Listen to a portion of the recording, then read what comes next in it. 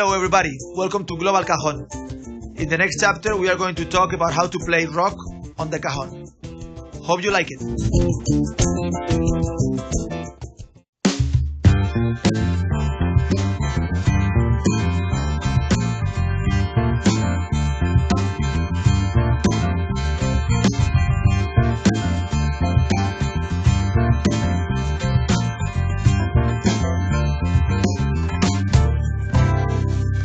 Jump with me, with no looking down.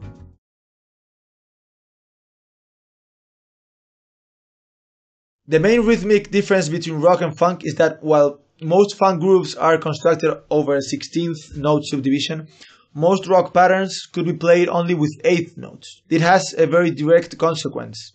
In rock, we won't need one-on-one technique that much, since subdivision in 8th notes is not as fast as in 16th, and we can easily use double strokes anywhere.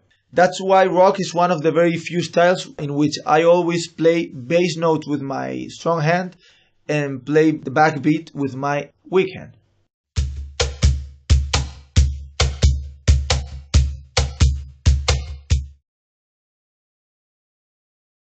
Imagine we have this very common and basic rock pattern. Tum cha tum tum cha tum cha tum tum cha. And we want to play that on the cajon with one-on-one technique. It would sound like this.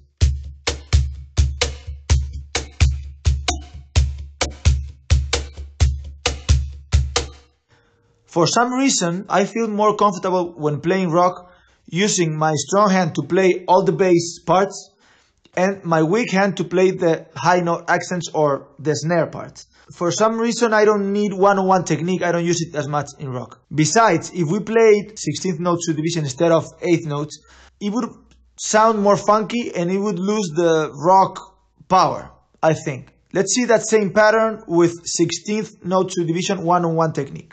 3 and...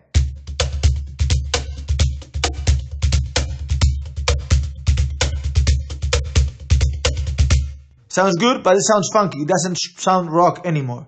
So, for rock, I recommend playing 8th notes, not 16 notes, and playing bass part with a strong hand and a snare drum part with weak hand.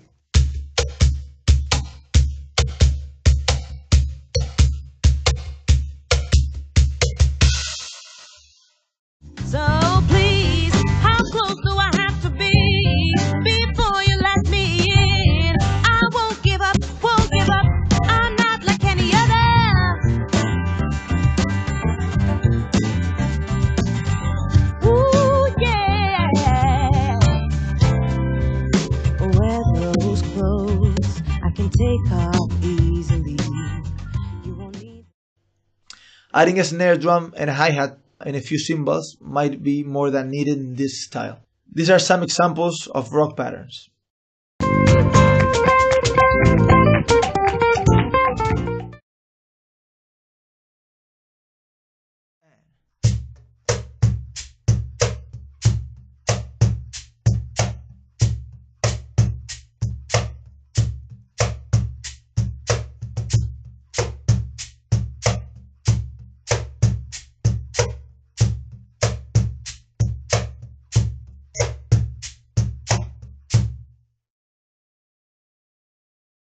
One, two, three, four.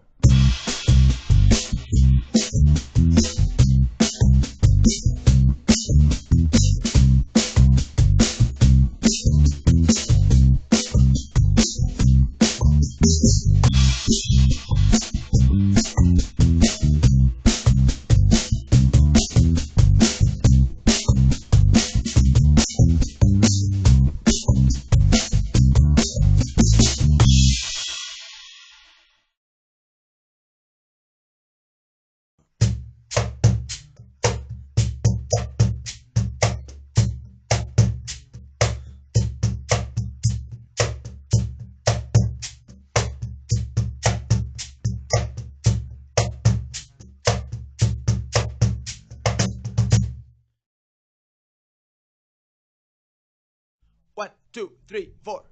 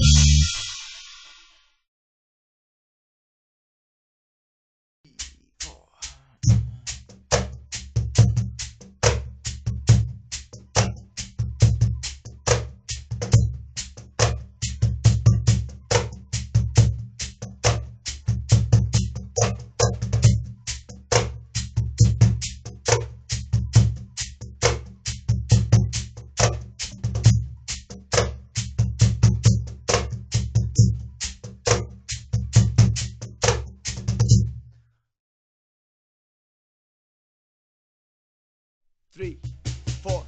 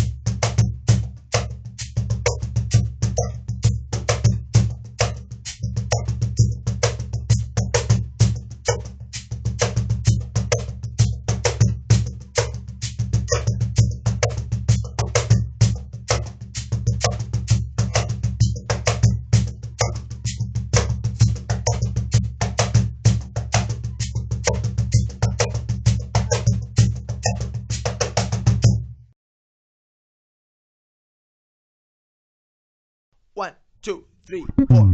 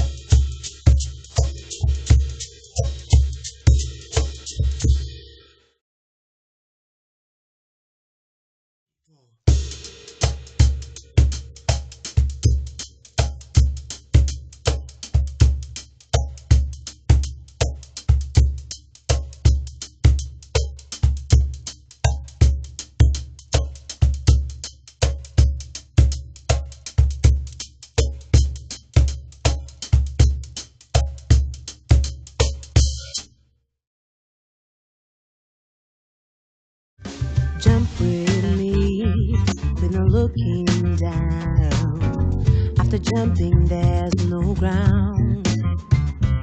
What you leave behind is a world that's blind.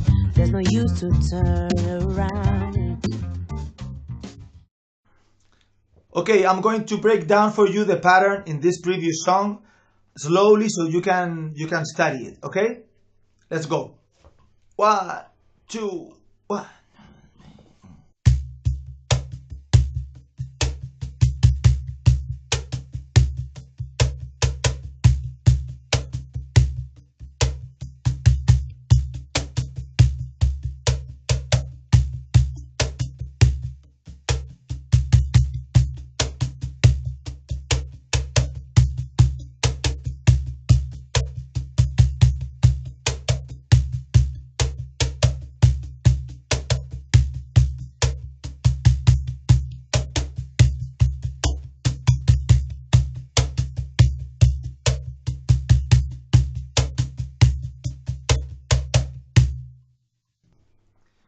So basically, the groove depends on the riff of the bass, on the bass line. Gong king gong gong gong gong king bong do ding king gong gong gong gong gong gong.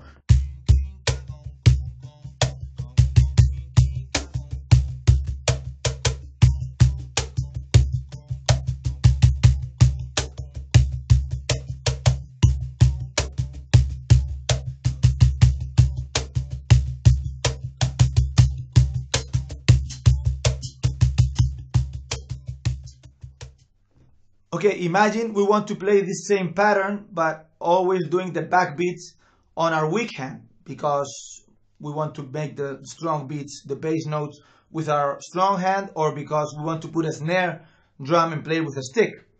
In that case, we can't play this pattern with one-on-one technique anymore. We have to do some paradiddles here and there, some rudiments. So I'm going to break it down for you to play it slow, but now playing the snare part only with our weak hand, okay?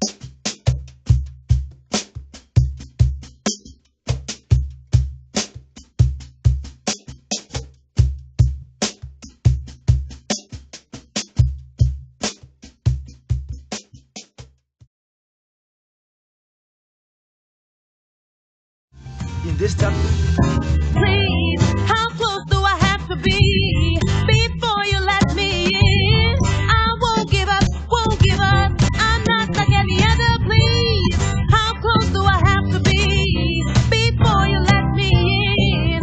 I won't give up, won't give up. I'm not like any other.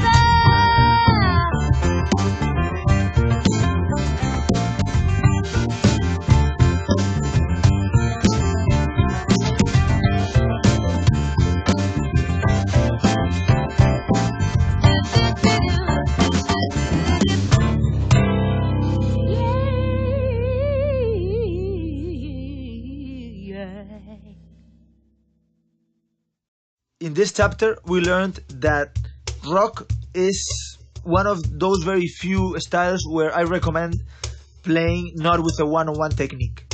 Playing bass with your strong hand and highs with your left is, I don't know, sounds more rock to me. Also, don't go into the 16th note world. Stay more into the 8th note to sound heavy. Well, I hope you enjoyed this chapter. You can find many other chapters of Global Cajon in my YouTube channel. Also, in my website or Facebook, you can see the index to check the chapter that you are interested in. Thanks for being there and see you around. Adios.